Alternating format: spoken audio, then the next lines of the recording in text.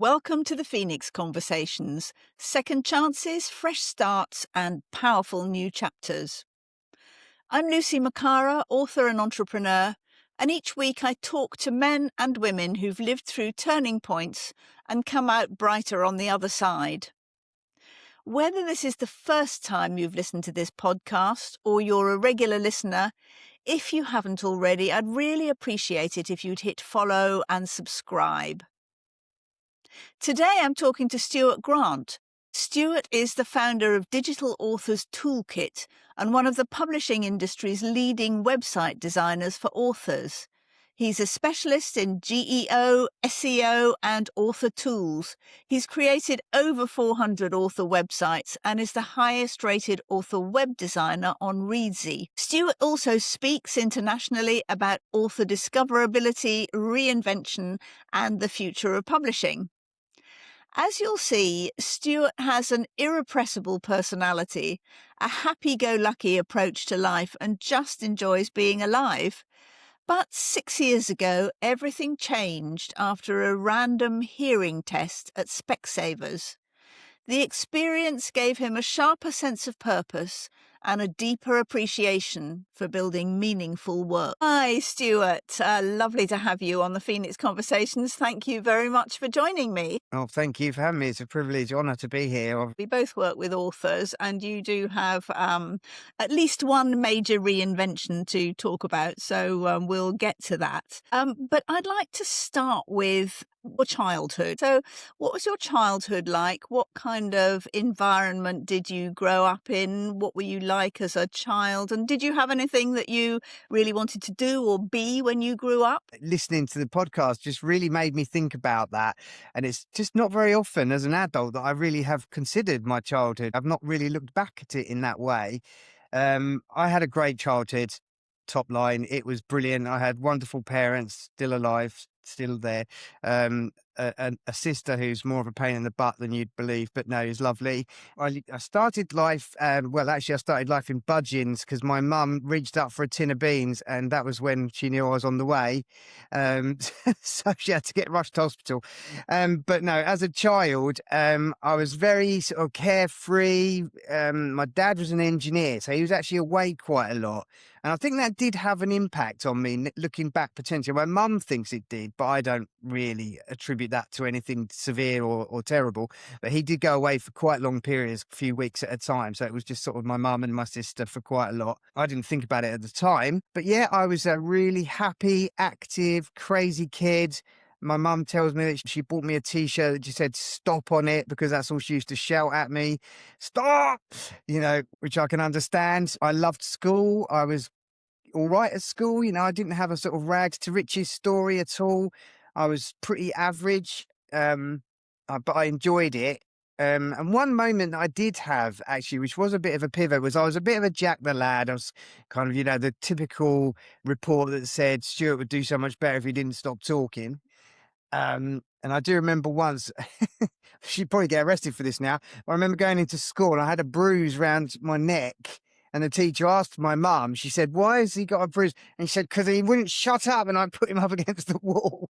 Not in a particularly aggressive manner, but that I think I used to drive people a bit crazy. But yeah, one moment I remember being at senior school and I'd been sort of, average kid, not A, but B. And I remember my parents sitting me down about a month before my GCSEs and said, this is serious stuff. You really need to consider your future, and your GCSEs are part of that. And I really hadn't bothered with it at all. And from that moment on, I went, right, okay, this is actually serious. And I put my head down and I got, 9 A to C GCSEs, then went on to A levels and a degree. So that, weirdly, that moment sitting in the lounge with my parents, 4 weeks before my GCSEs, changed my philosophy fundamentally at that point. I was only 15, 16 or whatever. But yes, it made me realize that actually you need hard work. I was a very entrepreneurial kid. I was out at work from the day I was able. I don't know whether that was more me or my parents, but, I've worked out with my daughter, who is now 7, that I have had 27 jobs in my life, which seems ridiculous, but that does include, paper boy, assistant, the whole shebang. So I was always earning money. I was always working. Every Saturday I'd be out doing something, or after school delivering newspapers, or maybe sometimes not delivering them if I couldn't be bothered. So I was always busy and I loved life. I didn't have any dreams to be anything. I never grew up thinking I wanted to be a fireman or anything. I had no clue. And that actually was sat with me right the way through to the end of university. I still had no clue what I wanted to do when I left uni. Everything I've done has really just been something I've fallen into one way or another. So what did you choose to do at university then? You must have chosen something to study with potentially a view to working in that area. Yeah, it was all, again, I enjoyed drama at school, and I did theatre studies and English and psychology as A levels, which kind of worked really well together. They really fitted well, and I was pretty good at those. I got an A in theatre studies and whatever. And then I thought, actually, yeah, I'll continue that learning, not for any particular outcome, just because I enjoyed it. So I did theatre and English as a degree, in that famous for theatre and English place, which is Loughborough University, which is not famous for that at all. It's famous for sport. And I was this kid, at university, this 5'7", wherever I am, surrounded by these huge rugby players and sprinters and javelin throwers. And, at the bar, it was like, excuse me, can I just get a drink, please?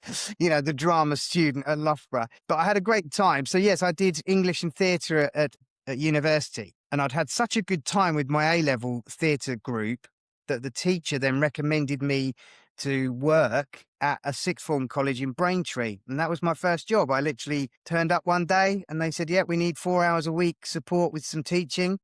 And that was the start of it, really. I just fell into it. It does sound like you did have a bit of a reinvention in your adolescence when your parents said, it's funny how really tiny things can actually create quite serious reinventions. Just something that somebody says at a particular time can suddenly kind of make you think, right, that actually has to change. And, clearly that was the first thing for you. But then you did English and drama, and then you started work after that as a teacher, teaching assistant. And did that feel like a different phase of your life then, that a more serious phase had set in? No, serious is not a word that I would ever have applied to myself. I really was this kind of, I just had no fear, no boundaries. I just did what I thought I wanted to do. And I hadn't had any teacher training. I'd just done the degree. But to teach at sixth form, which is where it was, you needed only a degree. You didn't need the teacher training. So I taught there for 7 years in the end to 16 to 19-year-olds, A-levels and BTECs, in theatre and English and music and whatnot. And I absolutely loved that and made friends for life with not only staff, but some of the students. It was a wonderful time. And again, I felt like I was Madonna, in the sense that I'd changed my outlook on life so many times with all these different jobs and roles. I remember going to a careers advisor at school, and it was one of those sit downs where you expect them to say, oh, I can see you being a prison guard or something. And I remember vividly, she said, you will not do anything for long. I can tell already you are going to change and pivot and get your head full of things and do them. And she was absolutely right, because that has been my life. So, Stu, something big did happen. Tell me about that, because that really clearly was the absolute kind of reinvention time. Tell me how old you were and what was happening in your life. Yeah. So, fast forward quite a long time, having gone through another load of different changes and things. I then was working in radio, and I was on a radio breakfast show for 20 years. So I was, now doing that. I felt I was invincible, that kind of feeling that it's not so much an invincibility, but it's just a total unawareness of the world that could be. I just had a great time, had lots of friends, busy, busy, busy. Got married to Emma, and then I will tell you the whole story because it is quite shocking. I went to Specsavers for a hearing test, and they tested my hearing. I will get to the point. And on this ear, they said you've got a slight loss that's odd. And I said, okay, well, I've been a DJ for 25 years working in nightclubs. No wonder that I've got hearing loss. And they said, no, it's a frequency that doesn't really make sense. So I said, okay, fine. So they sent me off to the doctors. He sent me off for an MRI. I remember vividly being in Norwich one afternoon. I'd had the MRI the day before and they rang me and said, you need to come down to the hospital right now. I was like, okay, that doesn't sound good. Can you tell me what it's about? I zoomed down the A7 to West Suffolk's hospital, sat down, and the lady said, "I'm really sorry, but during the MRI, we've realised that actually there's nothing wrong with your ear, but we found a brain tumour on the right-hand side of your head." So, you know, it's one of those over the cliff moments where it's like, what? No, this can't be right. This can't be happening to me. But there it was. So yes, I was diagnosed in that moment with a brain tumor. So what were the next steps? What were the outcome? What did they tell you about it? Yeah. Not a lot, actually. Weirdly, it's a very bizarre process. It's like you're underwater and, we only just had Delilah. So she was only like 7 months old at the time. So we decided to get married as well at that point, for lots of financial reasons, as well as obviously we loved each other, and to protect Delilah in circumstances. But they told me at one point we went to the doctor and he said, "Oh, this will all be over and done with by Delilah's birthday, which is in August." I was like, "Oh, right, okay, fine. That's not so bad." Didn't turn out to be the case because then I had a year or more of quite invasive surgery. I mean, they literally, open up your head and scoop out what they can of whatever's there, which is obviously not very pleasant. And then I had radiotherapy, chemotherapy. I've been living in such a dream world. I didn't even know what radiotherapy was. I didn't know what chemotherapy was. So when they were saying these words to me, I was like, oh, yeah, that's fine. I'll do that. And then, yes, I was pretty ill with the chemo. I became immunosuppressed and I had to get rushed to hospital at one point. And I remember waking up and there was a doctor in a hazmat suit. This is a great start of a thriller novel because I just literally woke up and was like, what the hell's happened here? Am I the only survivor in the world? But yeah, so it was a long, tough year, especially with the little girl and everything. So that was a moment that really hit me. We know what was happening to you physically. What was happening mentally to you during that period? Because you, as you say, I mean, I suspect you had lots of little reinventions along the way up till that point, doing different jobs. But essentially, you were still that happy-go-lucky person, just enjoying life and getting through it. But this must have been a real kind of, well, to say a wake-up call would be ridiculously understating it. But at what point through this year of, I presume you, as you say, you were really unwell during this year, and there must have been times, I would think also, when you wondered whether you would make it. So how did the kind of the reinvention journey happen for you during that process? I continued with that sort of happy, sort of positive perspective on life. I refused to Google anything. I didn't want to know the worst case scenario. I just got on and I didn't pretend, but I was just going to carry on with life, in that sense. I had a new child and everything else. And I just decided that, life was important. And 6 months previously, I'd gone for a meeting with a guy about critical life cover. And I was like, oh, do you know what? Nah, I've never been ill. It's fine. Let's leave it for now. This was literally 6 months before. And had I bought that, I would have had £200,000 payout on the, diagnosis. And that has always been my biggest regret. So if anyone is on the fence at the moment about, buying critical life cover, you never know what's around the corner. So that's one of my biggest regrets in that sense. But then I just thought, right, okay, life is important now. I'm on a clock, because they had actually told me at the point of diagnosis that I had 10 years to live, basically. So I'm in my 6th year of that 10. Now, it's not necessarily going to be that. It's an average, so it might be longer.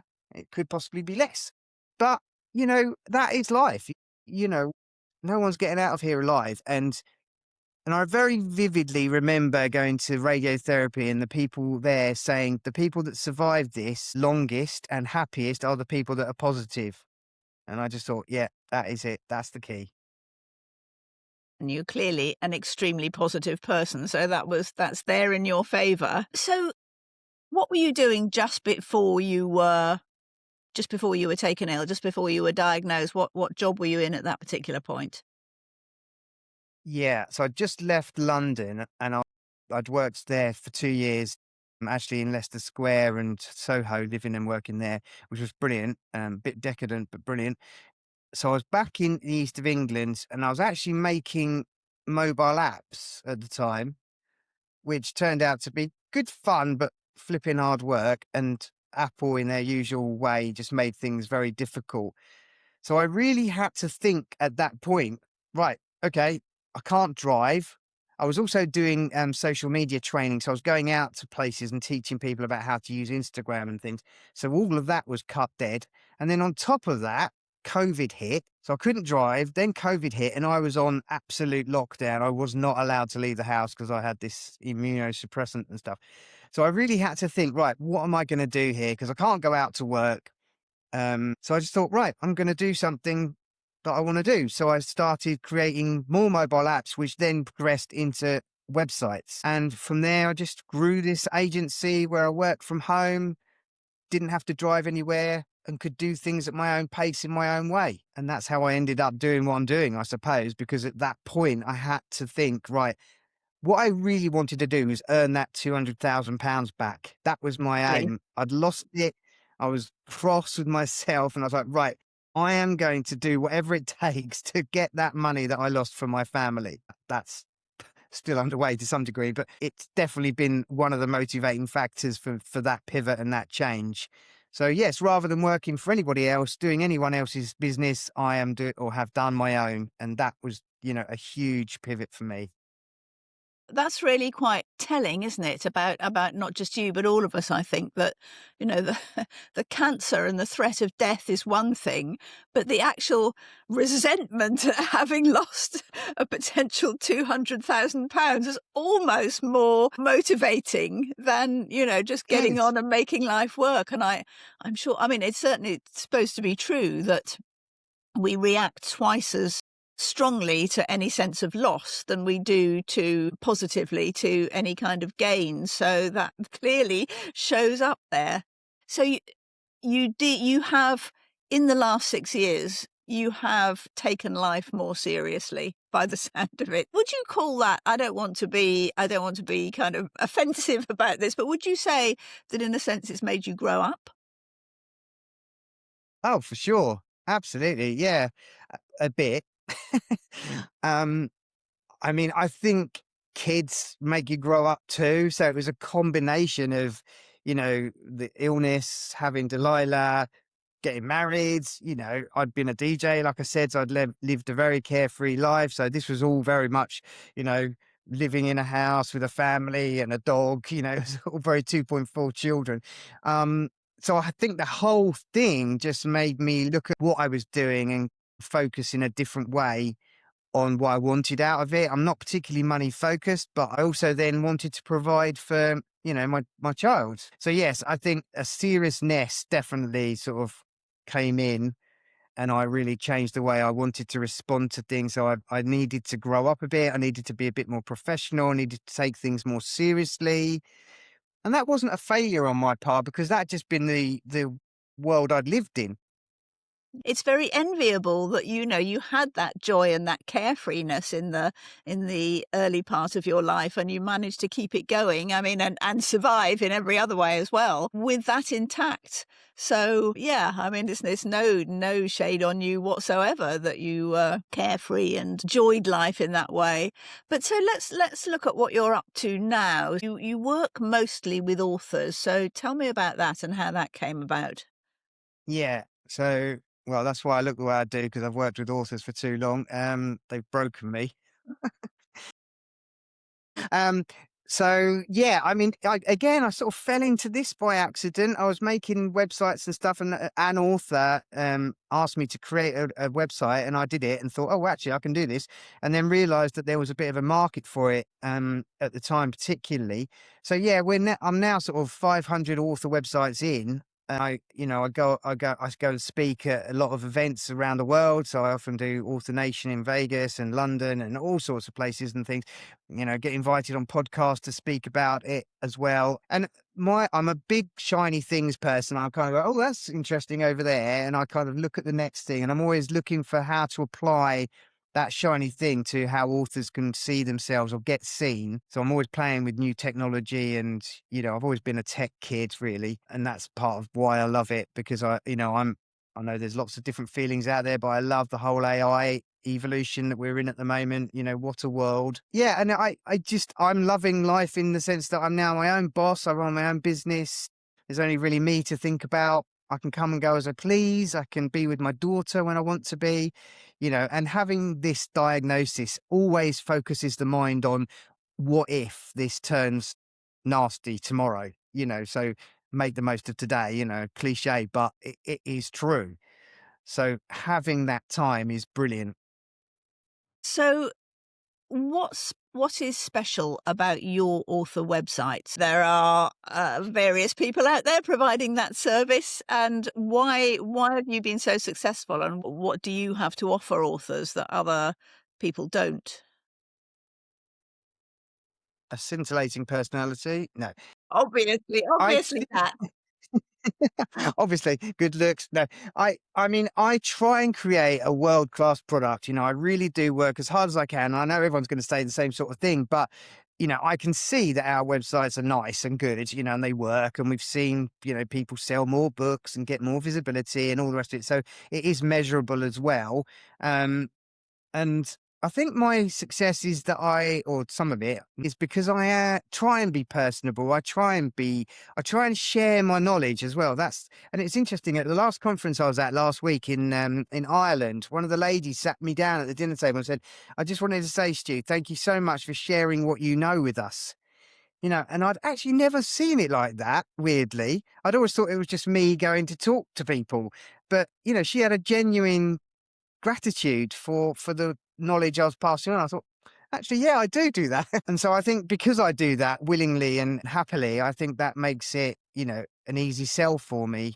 I think people respond to me pretty well. I respond to them. I hope.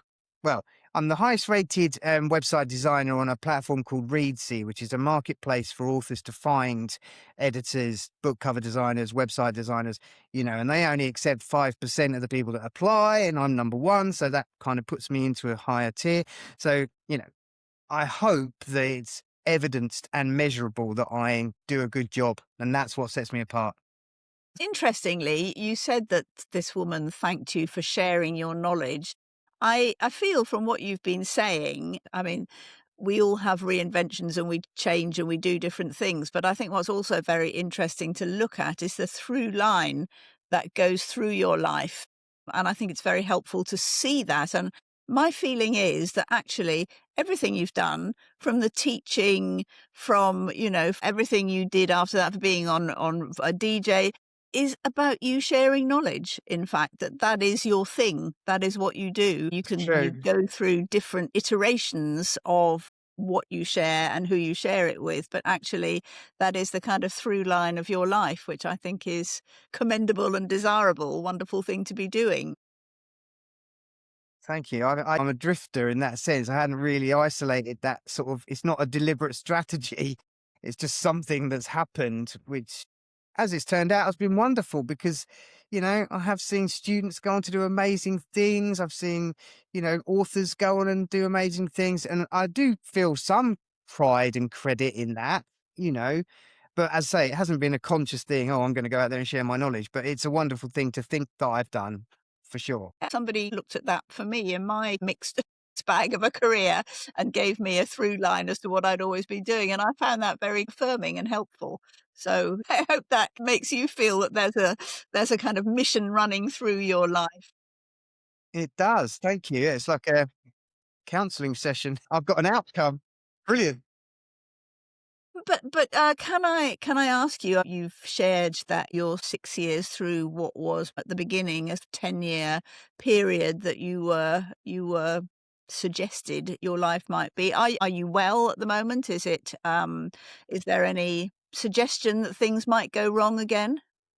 No, and, this is one of the other scary things about it. Before, I was perfectly fine, perfectly healthy, it turned out that hearing thing had nothing to do with anything. It was just a blip. It was just coincidence that they found that at the time, and since I've been healthy and fine. So I have a yearly MRI, which I'd have in around June time. So typical. I love the NHS; they've been absolutely amazing with me. But you do have a long wait.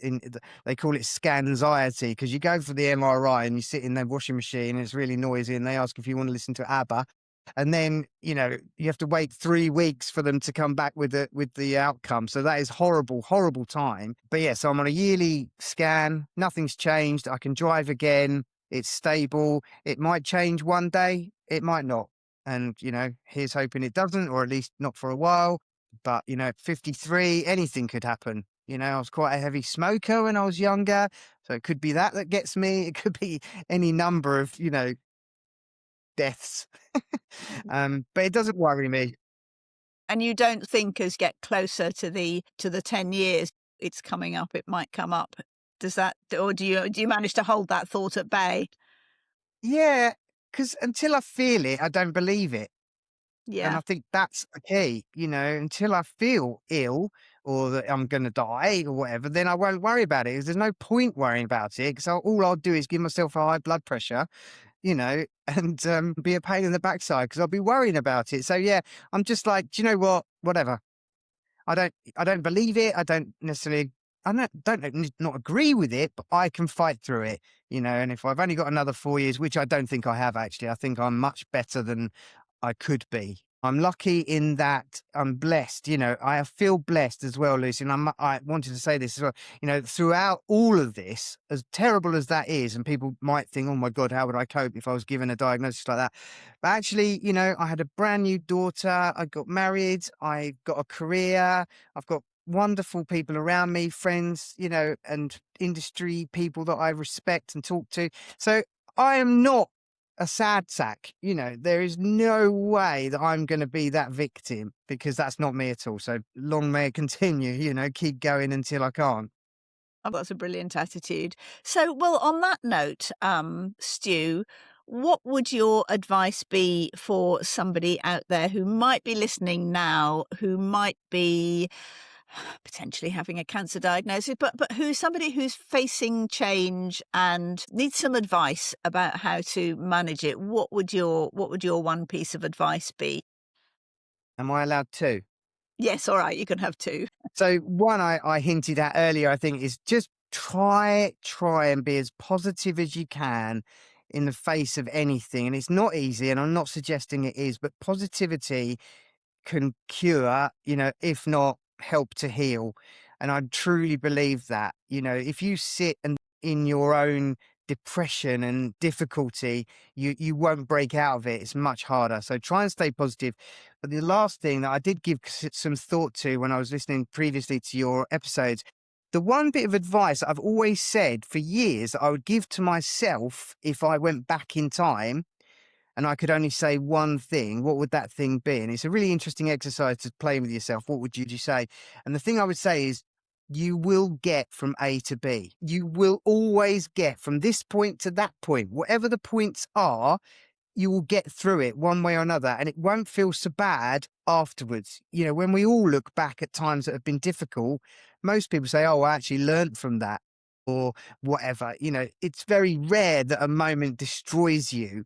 Obviously, if you die, then that's a different outcome. But, and a number of your previous guests have said the same thing, that, they've persevered through, they've come out the back, and now they look back at it as something that didn't destroy them, but was a turning point or a reinvention. And I think that is the way to try and remember that you will always get from A to B.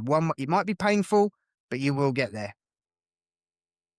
That is incredibly good advice. Two very good pieces of advice. So, Stu, thank you very much for sharing your reinvention story, your health story as well. It's very inspiring and your positivity is absolutely great. Thank you so much for this Phoenix conversation.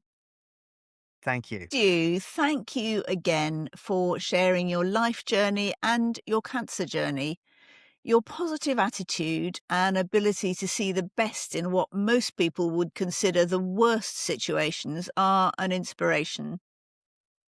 If I'm right and sharing your knowledge and experience is the golden thread in your life, then sharing your story here is yet another example of that. And I'm sure there are many people who will be grateful for this. And for more inspiring reinvention stories, follow and subscribe now to the Phoenix Conversations on Spotify, Apple, or YouTube, or maybe all three. You can connect with me on Substack, YouTube, LinkedIn, Instagram, TikTok, Facebook, and X. My unspellable and unpronounceable name means I am the only Lucy Macara on the internet, and I'd love to hear your reinvention story. I look forward to seeing you on the next episode.